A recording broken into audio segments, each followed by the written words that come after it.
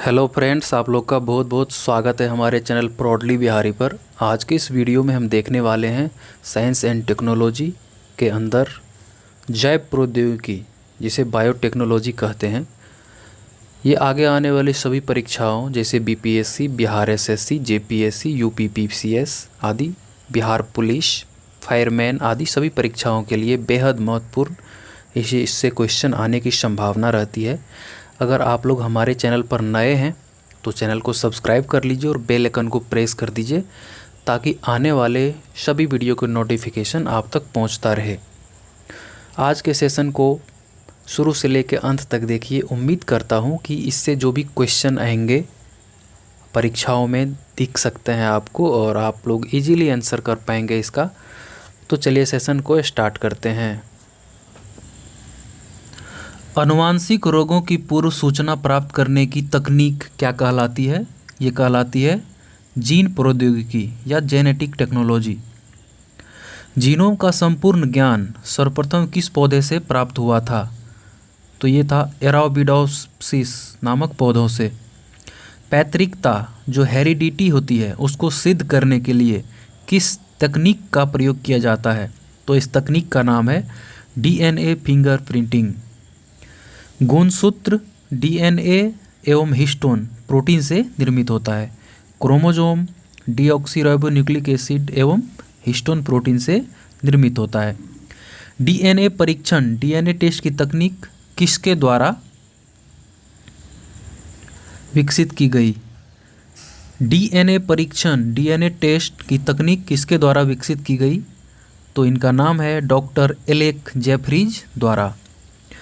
भारत के किस वैज्ञानिक ने ट्रांसजेनिक सिल्क वर्म का विकास किया था? तो ये थे प्रोफेसर गोपीनाथन। 2,4-D किसका उदाहरण है? तो 2,4-D क्या है? खरपतवारनाशी हर्बिसाइड्स है 2,4-D। बायोचिप क्या होता है? तो बायोचिप में होता है आरएनए और डीएनए के साथ प्रोटीन। राष्ट्रीय रोग प्रतिरक्षा संस्थान नेशनल इम्यूनोलॉजी इंस्टीट्यूट कहाँ पर स्थित है? नई दिल्ली में। किस वैज्ञानिक को प्रतिरक्षा विज्ञान इम्यूनोलॉजी का जनक माना जाता है? तो वो हैं एडवर्ड जेनर। इन्होंने चेचक के टीका का भी आविष्कार किया था। भारत का कौन सा एकमात्र शोध संस्थान डीएनए फिंगरप्रिंटिंग जैव तकनीक से संबंधित है? तो यह है cellular and molecular biology centre Hyderabad.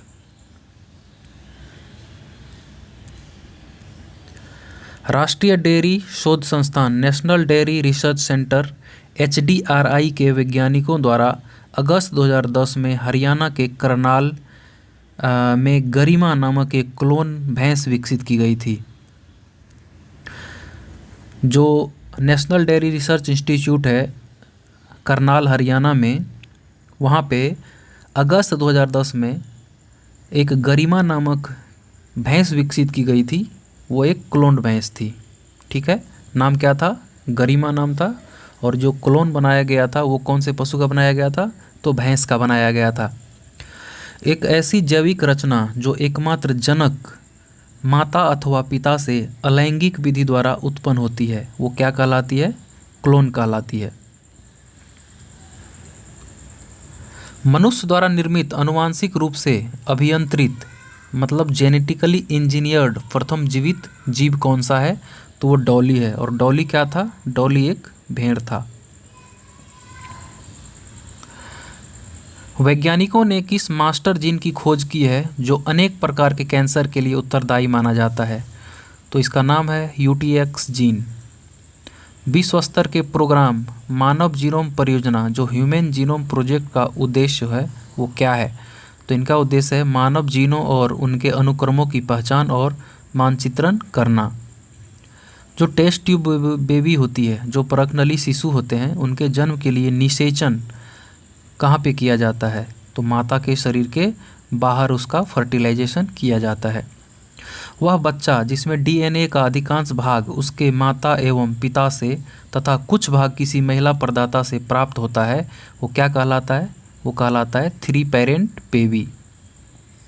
किस वैज्ञानिक को सुजननिकी यूजेनिक्स का जनक कहा जाता है? तो इनका नाम है फ्रांसिस गाल्टन। क्या नाम है? इनका नाम है फ्रांसिस गाल्टन। किस वैज्ञानिक को सुजननीकी यूजेनिक्स का जनक कहा जाता है? तो इसका नाम है Francis Galton. James D Watson तथा फ्रांसिस क्रिक द्वारा डीएनए की संरचना के द्विहेलिक्स संरचना, जो डबल हेलिक्स स्ट्रक्चर होती है, उनको पहली बार वर्ष 1953 में प्रस्तुत किया गया था। जीनो ट्रांसप्लांटेशन से क्या तात्पर्य है? तो इससे तात्पर्य है एक प्रजाति से दूसरी प्रजाति में अंगों का जो प्रत्यारोपण होता है वो जीनो ट्रांसप्लांटेशन कहलाता है। आनुवांशिक अभियांत्रिकी, जो जेनेटिक इंजीनियरिंग से बैगन की एक नई किस्म की जिनका नाम है बीटी बैगन विकसित की गई है और जिसका लक्ष्य है इसे नाशक जीव सह बनाना। मतलब कि जो कीड़े वगैरह लग जाते हैं बैगन के अंदर, तो उसका यही उद्देश्य है बीटी बैगन का कि इसके अंदर जो कीड़े हैं वो आसानी से ना लग पाए। भारत में जैव प्रौद्योगिकी प्रभाग डिपार्टमेंट ऑफ बायोटेक्नोलॉजी की स्थापना किस वर्ष में की गई थी? तो ये की गई थी वर्ष 1986 में। डीएनए में कौन सी शर्करा पाई जाती है? तो डीएनए में शर्करा जो पाई जाती है उनका नाम है पेंटोस शर्करा। मानवों की पहचान सुनिश्चित करने के लिए जैव प्रौद्योगिकी बायोटेक्नोलॉजी पर आधारित अत्याधुनिक तकनीक को क्या कहा जाता है? तो इसे कहा जाता है डीएनए अंगुली छापन या डीएनए फिंगर प्रिंटिंग। वैज्ञानिक जेम्स वी वाटसन को आनुवांशिकी के क्षेत्र में कार्य के लिए नोबेल पुरस्कार प्रदान किया गया था। किसे? जेम्स डी वाटसन को। किस चीज़ के लिए?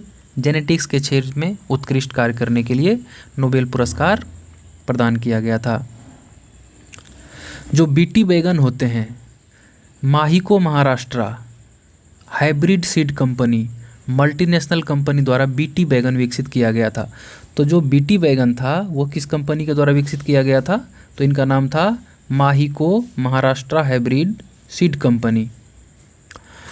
राष्ट्रीय वनस्पति शोध संस्थान जो नेशनल बोटेनिकल रिसर्च इंस्टीट्यूट है वो कहाँ पे है? तो वेल नोन है, ये लखनऊ में है। हाइब्रिडोमा प्रौद्योगिकी एक नया जीव प्रौद्योगिकी है, उपागम है। किस चीज़ के लिए है? एक कॉलोनी प्रतिरक्षियों के वाणिज्यिक उत्पादन के लिए। जो एक कॉलोनी प्रतिरक्षी होते हैं उनके वैज्ञानिक उत्पादन के लिए किसका यूज किया जाता है? हाइब्रिडोमा प्रौद्योगिकी का यूज किया जाता है। जो राष्ट्रीय जैविक खेती केंद्र है, नेशनल ऑर्गेनिक फार्मिंग सेंटर जो है वो कहाँ पे स्थित है? तो वो स्थित है गाजियाबाद उत्तर प्रदेश में।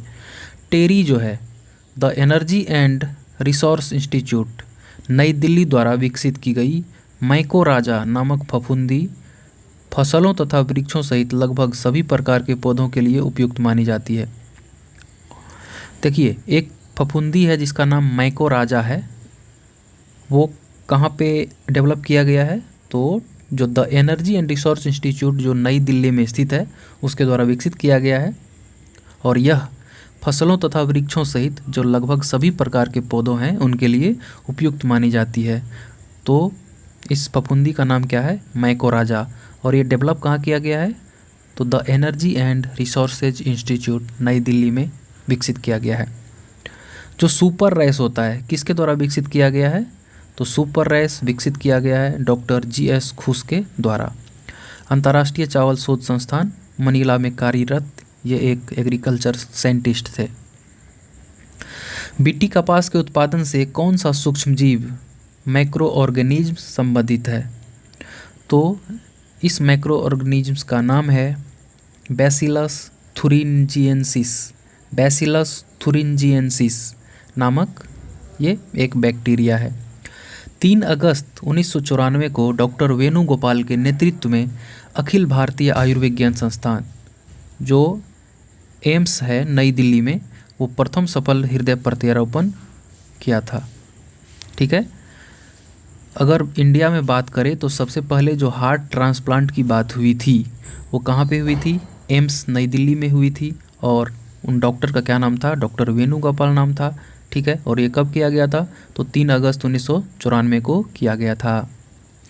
कायिक कोशिका न्यूक्लियर अंतरण प्रौद्योगिकी SCNT का प्रयोग किस कार्य के लिए किया जाता है?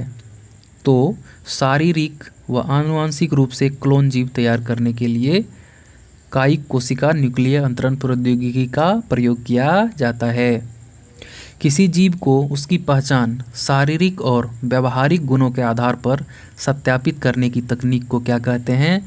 बायोमेट्रिक्स कहते हैं। 25 नवंबर 2007 को केंद्र सरकार द्वारा centre for cellular and molecular biology Hyderabad में देश के पहले स्टेम सेल टेक्नोलॉजी और पुनरुत्पादक औषधि जो रीजेनरेटिव मेडिसिन होते हैं उन पर चिकित्सीय अनुसंधान केंद्र स्थापित किया गया है। भारत का पहला जो जैव टेक्नोलॉजी जो डिस्ट्रिक्ट है वो कौन सा है? तो उसका नाम है केरल के एर्नाकुलम डिस्ट्रिक्ट।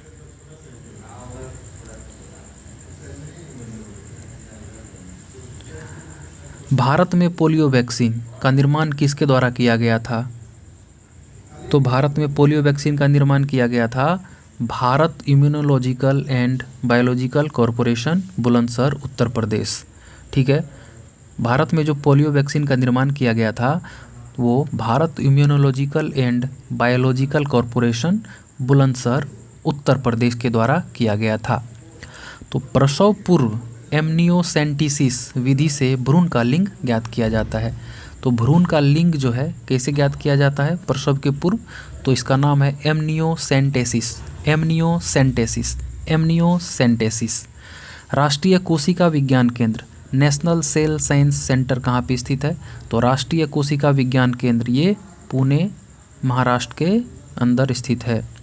शरीर की उन कोशिकाओं को क्या कहा जाता है जिनमें शरीर की किसी भी प्रकार की कोशिकाओं में विभाजन तथा विशिष्टीकरण की क्षमता है और जो कई गंभीर बीमारियों पर शोध का केंद्र बिंदु है? तो इनका नाम है कायिक कोशिकाएं, सोमेटिक सेल्स। शरीर की उन कोशिकाओं को क्या कहा जाता है जिनमें शरीर की किसी भी प्रकार की कोशिकाओं में विभाजन तथा विशिष्टीकरण की क्षमता है और जो कई गंभीर बीमारियों पर शोध का केंद्र बिंदु है?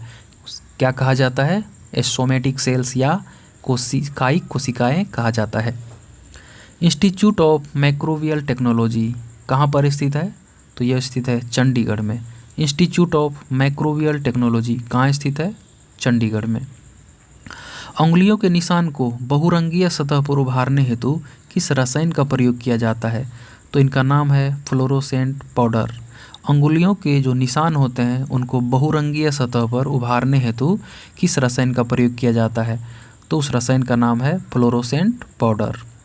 ऐसे सूक्ष्म जीव जिनका प्रयोग करके पौधों को पोषक तत्वों की प्राप्ति कराई जा सकती है क्या कहलाते हैं? ये कहलाते हैं जैव उर्वरक। राष्ट्रीय पादप जैव प्रौद्योगिकी केंद्र नेशनल प्लांट बायोटेक्नोलॉजी सेंटर कहाँ पे स्थित है? तो national plant biological technology centre कहाँ पे स्थित है? तो ये स्थित है नई दिल्ली में। लखनऊ में विश्व का दूसरा तथा एशिया का प्रथम डीएनए बैंक कहाँ स्थापित किया गया है? तो ये बायोटेक पार्क में स्थापित किया गया है। जब कोई जीन एक या दो से अधिक भिन्न भिन्न लक्षणों को एक साथ नियंत्रित करता है तो यह स्थिति बहुप्रभाविता मल्टीपोलैरिटी कहलाता है। सुनहरे धान जो गोल्डन राइस होते हैं उसमें बीटा कैरोटीन निर्माण करने वाले जीन को किस नाम से जाना जाता है? तो उनका नाम है फाइटोन सिंथेज, फाइटोन सिंथेज तथा फाइटोन डिजाटुरेज। जो गोल्डन राइस होता है उनमें जो बीटा कैरोटीन का निर्माण करता है उस जीन का क्या नाम है? फाइटोन सिंथेज एवं फाइटोन डिजारेटज। देश में दो प्रमुख उत्तक संवर्धन पायलट संयंत्र जो टिश्यू कल्चर पायलट प्लांट जो है कहाँ पर स्थापित किए गए हैं? तो स्थापित किए गए हैं राष्ट्रीय रासायनिक प्रयोगशाला पुणे तथा टाटा ऊर्जा अनुसंधान संस्थान नई दिल्ली में स्थापित किया गया है। क्या स्थापित किया गया है? उत्तक संवर्धन पायलट संयंत्र कहाँ पे? पुणे और नई दिल्ली में।